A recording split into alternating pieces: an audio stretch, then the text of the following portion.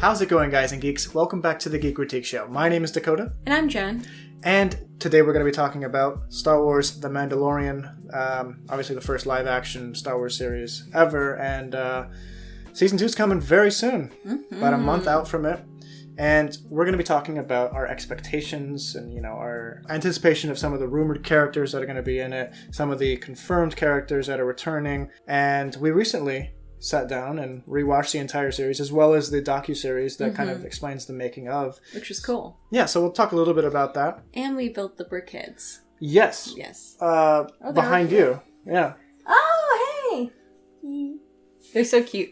I think we have to start by discussing the end of the first season before we divulge into what we think is going to happen in Season 2, because the ending of the first season leaves a lot unanswered and open. We have characters that aren't going to make it into the second season. We have characters that are going to make it into the second season. First of all, who are your favorite characters in the series, and who are you excited to see more of, besides the child?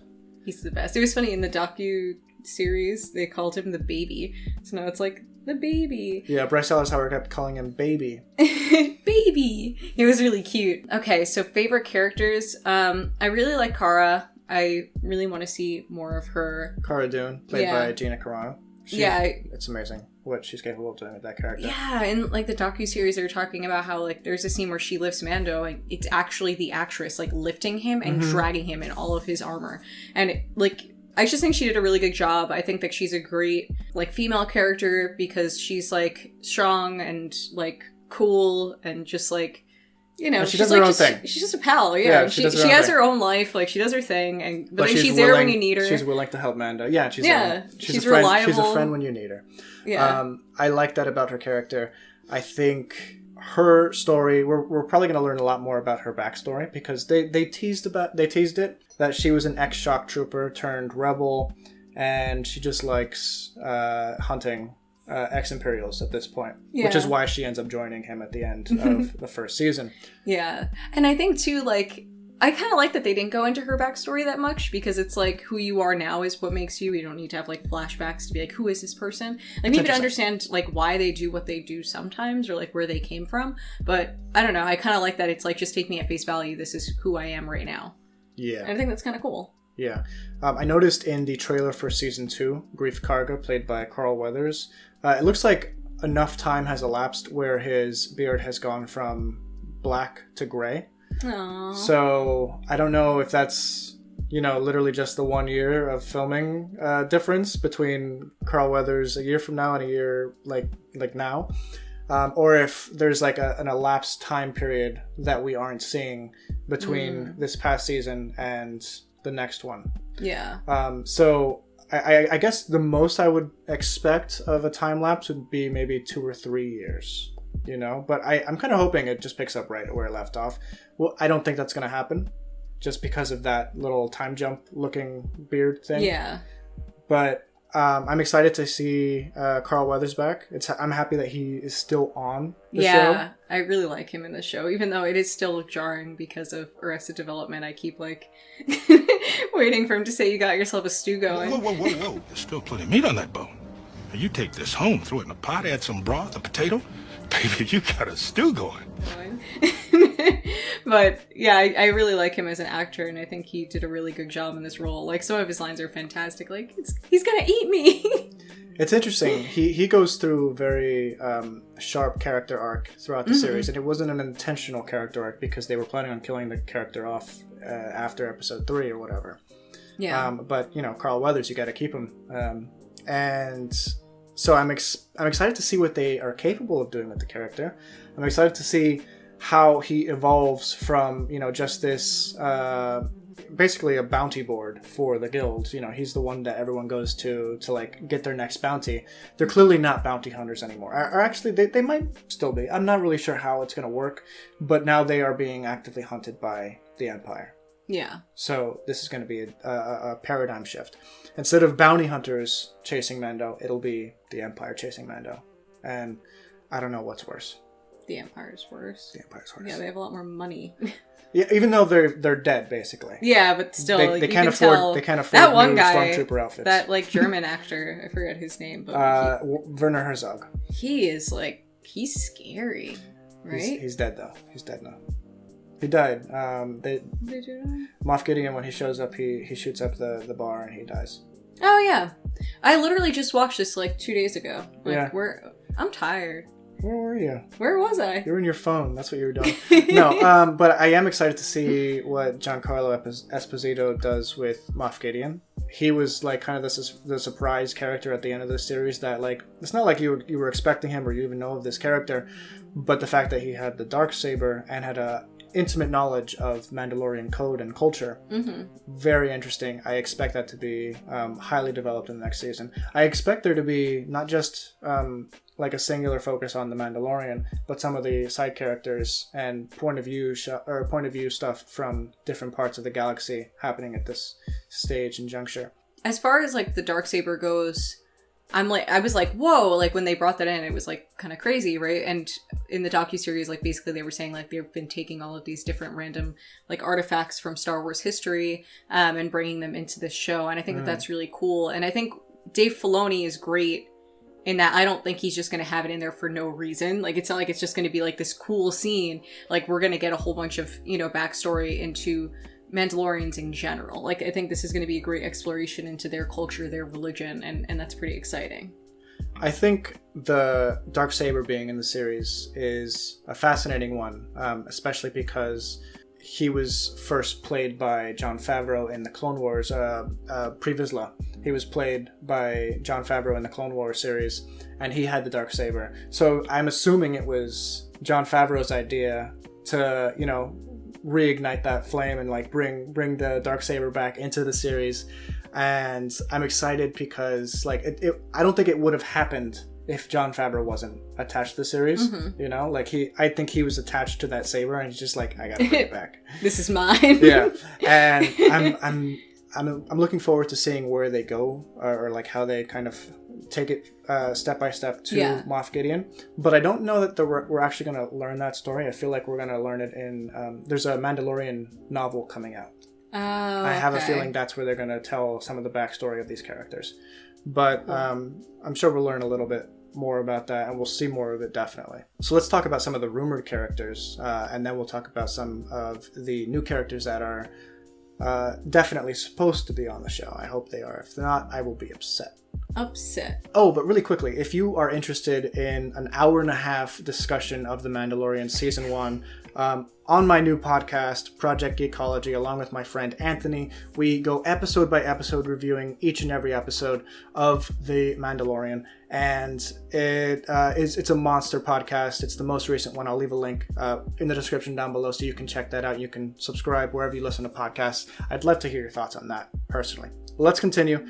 So there are rumors about Sabine Wren being in the series. What do you feel about that? How do you feel about that? Should she show up? I don't know. I don't want it to be like... I liked that with the Star Wars, like, bigger universe, that, like, the last season of Mandalorian was just very... Like, you had references, but if you didn't get it, it wasn't a big deal. You could, like, I could show it to my brother. I could show it to my parents. You know what I mean? Like, my parents, like, my brother, my family, they don't, like, watch Star Wars. But this, I was like, you guys will like this. It's like a Western. Yeah. And you could pitch it that way to people that, and almost like a gateway into Star Wars, kind of like how Rogue One is. However, I'm worried that if they start, like, bringing in, like, you have like Ahsoka Tano, Sabine Wren. I don't want this to be like cameo hour, like every episode a new cameo from like somebody from the past, because then it's going to be like, I can't show it to my brother because then I'm going to start telling him the backstory. He's going to get super disinterested right away. I want some of that. Like I said, like I want them to go into like I want them to deep dive into like certain types of Star Wars themes or cultures or whatever, but do it like over this series. Don't just have it like this one episode has Ahsoka. Like, Rosario Dawson's great, like, bring her in for, like, quite a few and let us get to know her now. Yeah. And now if you have Sabine, too, that might be a lot. That might be a lot. Like, maybe, like, I think maybe cool for Sabine, like, maybe in even a different season. But both of them together, that's, like... I would like to see Sabine. I would like to see Hera. I'd like to see that team. I love Hera. But not in The Mandalorian Season 2. I want to see them in a sequel animated series to the Rebels because we still haven't figured out what happened to Ezra. We still haven't figured out what happened to Thrawn at the end of Rebels. That's been left entirely open. I'd rather... You just hit your teeth with your cup? That looked painful. I would much rather see those characters in an animated series and leave Ahsoka. Obviously, I want to see Ahsoka in that too. I don't know. I want to see Ahsoka everywhere, really. I smiled. You're just chipping your tooth? I hit my tooth and I tried to play it cool and you had to call me out. I was like, the mic won't pick that up. I heard it. Mike definitely heard it. As far as if Sabine can be in it, I mean, I'm not going to say no to the character being in it. Yeah, exactly. Like, probably if I saw her, I'd be excited because I like her as a character. There's a rumor, and obviously I speculated upon it in the podcast that I just mentioned.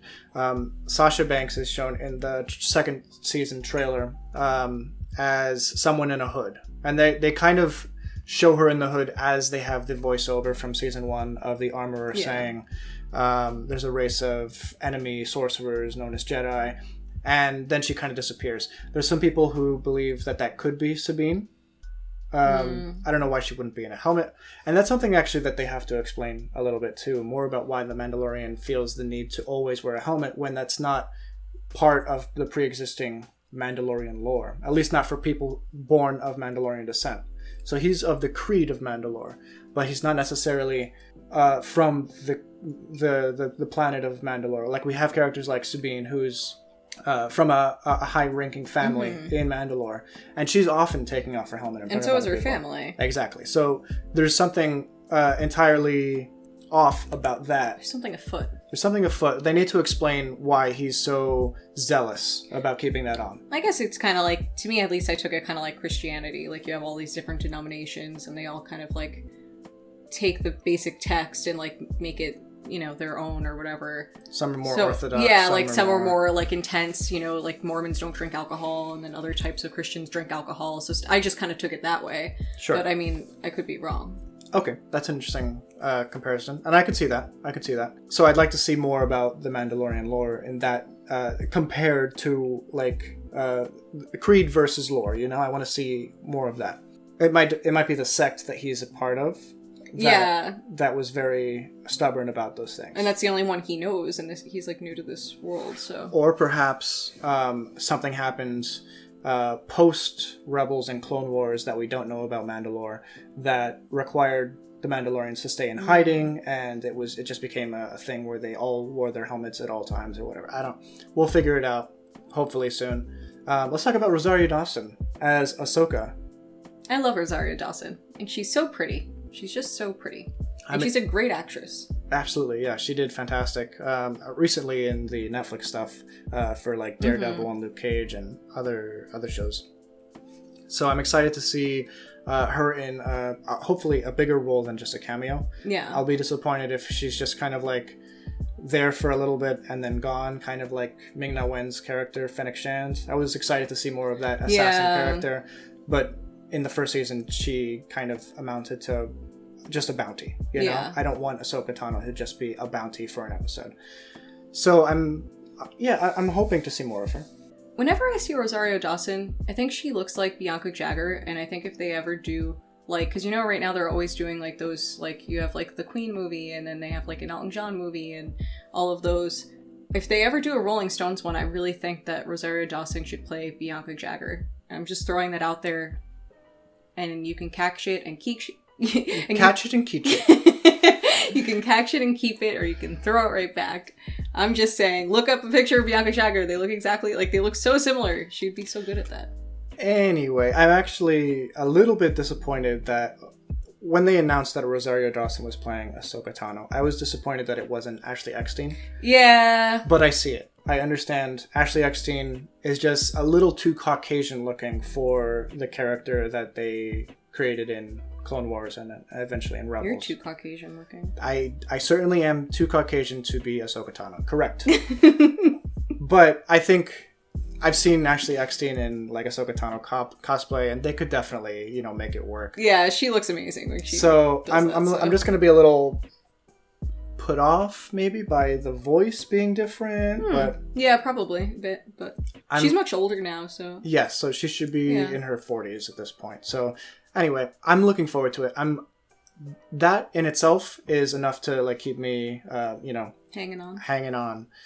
What are you guys looking forward to when it comes to The Mandalorian season 2? I'd love to know your thoughts in the comments down below. Bill Burr. Bill Burr's coming back, actually. Yeah. Bill Burr. Yeah, he was in the episode 6. He was one of the criminals who was trying to break out the other guy. I also hope that they bring back the actress who plays Tonks. I can't remember her name right now, but she played like a Twi'lek character alongside Bill Burr, and I thought she was really cool. And yeah, I want her back. One thing I took from a second viewing of Mandalorian was that some of the episodic episodes will have more to do with future parts of the series than some of the serialized stuff in the first season. So in the first season, you have the first 3 episodes and partially episode 4 that kind of tell an overarching story. But 4, 5, and 6 are episodic in the sense that they all are telling one individual story each. Episode 5 kind of introduces Ming-Na Wen's character, and she kind of teased online that she would be back for a second, for the second season. And at the end of that episode, she's picked up by a bounty hunter in Mandalorian armor. And what's cool about that, it's rumored that the actor who played Jango Fett in the Attack of the Clones movie is coming back to play a potential Boba Fett character in this show. So if that's the case, that would be really cool, and that would explain that character. I don't know. That wouldn't. Also, it would explain why they're on Tatooine, because that's the planet that he was eaten in the Sarlacc pit. Yeah. You know who they really need to bring back? Bosk. That no-shoot sly dog. Sly reptile. What if they bring Bosk back? I'd love it. I really would. I heard that Rex might be coming back. Captain Rex. Yeah, I saw that. We saw him last in Rebels. He's a little older now. The aging of the clones is a little faster than the average human. There's a lot that there's a lot to unpack, actually. One thing that we disagreed on, I guess we could talk about that, was like you thought, he should go back to that girl on that planet with like the frogs that the child likes to eat. Sargon, I think, is the name of the planet. Yeah, I want there to be more to that story. I think maybe not in season 2, but hopefully down the line. I would like to see more of. No, I don't want him to go back there. Okay. No, move on. Tell me why. I don't know. On to the next one? On to the next. Like, I want to see him. He has the whole galaxy. There's plenty to explore. There's no need to settle down. That episode did give us... the entire point of that episode was to show the humanity of the character, to explain some of the new Mandalorian lore that they're pumping into the show.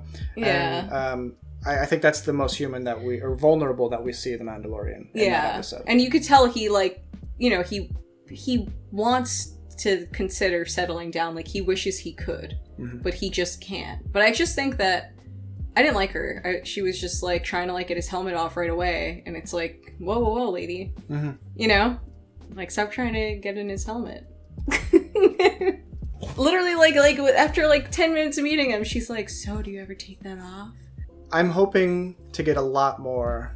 Obviously, we are going to be getting a lot more Baby Yoda and Mando. And obviously, we know that it's not actually a Baby Yoda. I understand the timeline very well, trust me. Saying the child is, like, kind of tough, though. They need to name them. They need to figure out the name of the species. They need to find more Yodas. They need to name the child. To me, I don't know. If they don't name the species, like, whatever, like... I mean, I want that, but I want the name of the child more, just because saying Baby Yoda all the time is, like... Because it's incorrect, but it's like, I don't know, it's easier to say the baby than the child to me, but whatever. I want, like, Mandalorian to name him. I want Mando to name him, because I think that would... Like, I think now that basically the armorer said, like, he's under your care, like, he's your responsibility, now it's like, you have to give him a name. I think before he wasn't sure how long he was going to be with the child, and he didn't feel entitled to give him a name. That's a good point. That's not his right. So it's like, I'll just call him the child for now, and then we'll figure it out. Like, we'll figure out where he's going and who's supposed to be naming this kid. Absolutely. Yeah, I think that's a good point. But if I found a stray dog. We found a stray dog that one time. He was in our car for literally 10 minutes, and I named him Chip. And we still think about Chip. His owners got him back, obviously, because that's the right thing to do, but he was very cute. He was cute. What did you think of the first season of Mandalorian? Are you excited about the second season?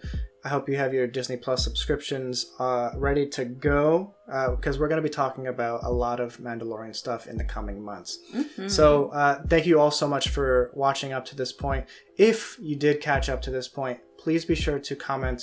Eat a frog. Eat a frog, yes. That'll be the code word for if you've watched up to this point. Please be sure to put that in your comment somehow. Thanks so much for watching. Have a good one. Like the video. Bye. Bye.